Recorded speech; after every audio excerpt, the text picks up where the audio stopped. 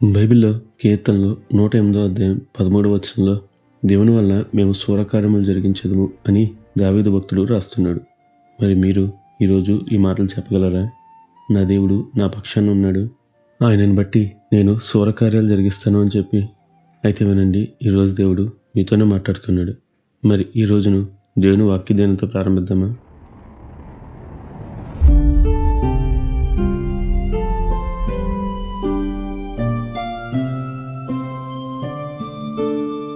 మనలో చాలామంది నా వల్ల ఇది కాదు, నా వల్ల అది కాదు అంటూ సాకులు చెప్పేవారుగానే ఎక్కువ కనిపిస్తాం. కానీ నా దేవుడు నాకు తోడుంటే నేను ఇది చేయగలను, అది చేయగలను అని చెప్పలేను.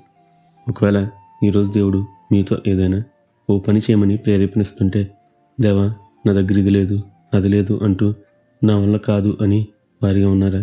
అయితే వినండి, ఈ మాటలు మీకోసమే.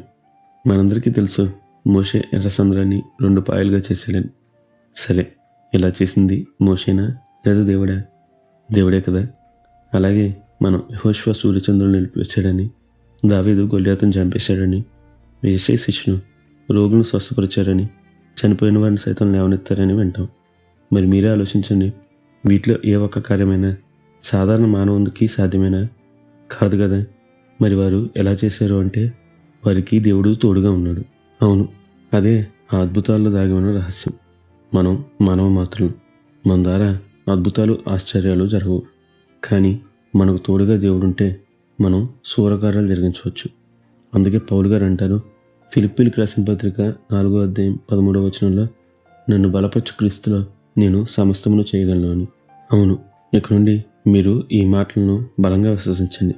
మన బలం కాదు, మన జ్ఞానం కాదు, మనల్ని బలపరిచే దేవునిలో మనం కూడా సూరకార్యాలు జరిగించవచ్చు.